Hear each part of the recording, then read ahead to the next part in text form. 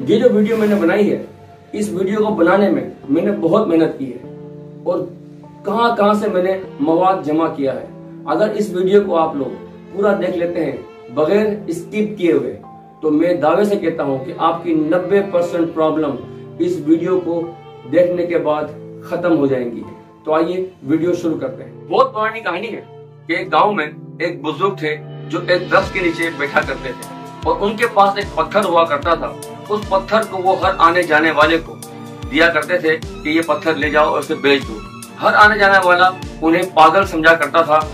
एक दफा एक नौजवान लड़का बहुत परेशान था, अपनों से, दोस्तों से, हर तरह की एक्टिविटी से वो बहुत परेशान था और जिंदगी से नाकाम हो चुका था। वो वहां से गुजरता है, वो बुजुर्ग उसे बुलाते हैं, उसे हाथ मिला के अपने पास बिठाते हैं और उससे पूछते हैं कि बेटा आप इतने परेशान क्यों हो, क्यों इतनी आपके चेहरे पर उदासी छाई हुई है। तो वो लड़का उन बुजुर्ग से कहता है कि मैं जिंदगी में बहुत परेशान हूँ, मैं नाकाम हो चुका हूँ, मैं जिस काम में हाथ डालता हूँ वो काम मेरा नहीं बनता, मुझे अपने जलील करते हैं, मुझे दोस्तों यारों ने छोड़ दिया, मुझे मेरे अपनों ने छोड़ दिया और ये सारी मुसीबतें मेरे अपने ही करतूतों की वजह से है। मैं एक नाकाम आदमी हूँ, मैं खुदकुशी करने जा रहा था, रास्ते में मुझे आप मिल गए, मैं आपके पास बैठ गया। वो बुजुर्ग कहते हैं कि बेटा हिम्मत नहीं हारो, हिम्मत हारना अच्छी बात नहीं होती। मैं आपको एक चीज देता हूँ, इस चीज को जाकर बाजार में बेचो और अपनी जिंदगी को संवार लो। वो लड़के के हाथ में वो पत्थर देते हैं, जिसको लड़का कहता है कि पत्थर कितने का बिकेगा। वो कहते हैं बेटा आप मुख्तलिफ दुकानों पे जाओ और उन दुकानों पे जाकर इस पत्थर को लोगों को बेचो।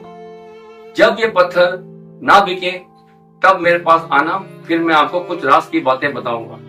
वो लड़का जो पहले से ही बहुत उदास होता है, वो सोचता है चलो यार मैं तो खुदकुशी करने जा ही रहा हूँ, इन बुजुर्ग की, इस बुढ़े की मैं बात मान लेता हूँ। वो पत्थर लेता है और मार्केट में जाता है उसे बेचने के लिए।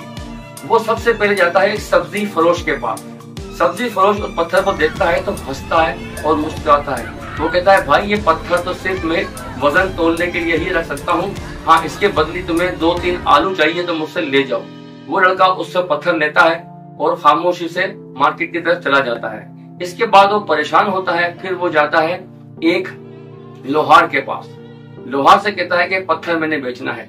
लोहार भी कहता है कि भाई ये पत्थर है, इसको बेच, इसकी क्या कीमत मिलेगी आपको। वो वहां से भी उदास होकर वहां से निकल जाता है। इसके बाद वो जाता है एक ज्वेलर के पास, एक ज्वेलर्स की शॉप पे जाता है।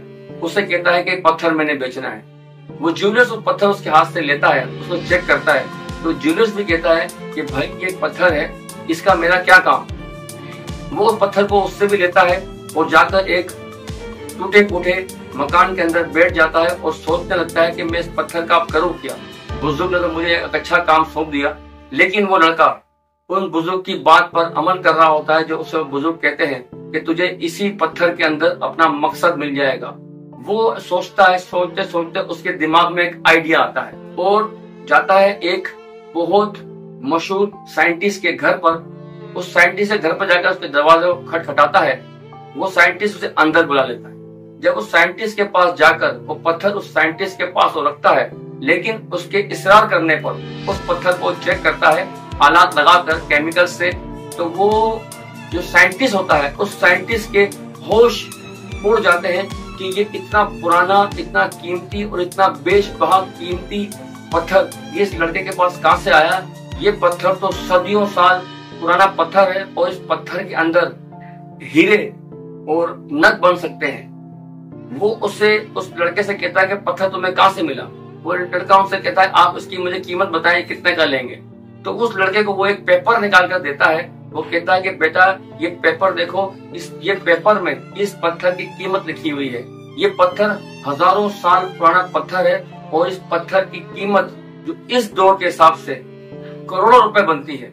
जिसको देखकर वो लड़का एकदम हक्का बक्का रह जाता है और वो सोचता है कि शायद ये साइंटिस्ट मुझसे मजाक कर रहा है। अब वो उससे पत्थर लेता है और भागता हुआ वो जाता है उसी बुजुर्ग के पास जिस बुजुर्ग ने उसे पत्थर दिया होगा। उस बुजुर्ग के पास जाता है, उस बुजुर्ग से कहता है कि ये पत्थर तो नहीं है, ये तो बहुत ही कीमती और बहुत ही नायाब पत्थर है, मुझे एक साइंटिस्ट ने कहा है। तो बुजुर्ग कहते हैं बेटा यही चीज तेरी जिंदगी का मकसद इसी पत्थर में मौजूद है, क्योंकि तू भी एक नायाब पत्थर है, एक नायाब हीरा है, लेकिन तुझे तराशने वाला बंदा नहीं मिल रहा। मैंने तेरे अंदर वो चमक देखी, तुझे अपने पास बिठाया मैंने, और तुझे मैंने इस पत्थर से सीखने का मौका दिया। अगर मैं तुझे डायरेक्ट कहता कि तू बहुत कीमती इंसान है तो तू मेरी बात पे यकीन नहीं करता, क्योंकि इस पत्थर को हर इंसान अपनी निगाह से देखता है। जो कम अकल होगा, जिसे किसी की पहचान नहीं होगी, वो उसको कोड़ियों के दाम लगाएगा। जिस तरह से तू सब्जी वाले के पास गया, फिर लोहार के पास गया, फिर ज्वेलर्स के पास गया, उन तमाम लोगों ने इसकी कीमत नहीं लगाई। इसीलिए जिस तरह की तू जिंदगी जिया है, जिस तरह के तू लोगों से मिला है, जो दोस्ती तूने अपनी लोगों से साथ रखी है, वो तमाम दोस्त तेरी कदर नहीं जानते थे। तेरी कदर तू खुद जानता है। तुझे पता चल चुका है कि तू क्या चीज है। तू अपनी कीमत खुद लगा। तू खुद अपने अंदर एक नायाब पत्थर है। अपने आप को ऐसा तराश, अपने आप को इस तरीके से ढाल उस सांचे में कि दुनिया तुझे देखे, दुनिया तुझे सलाम करे और दुनिया तेरी तरक्की को माने।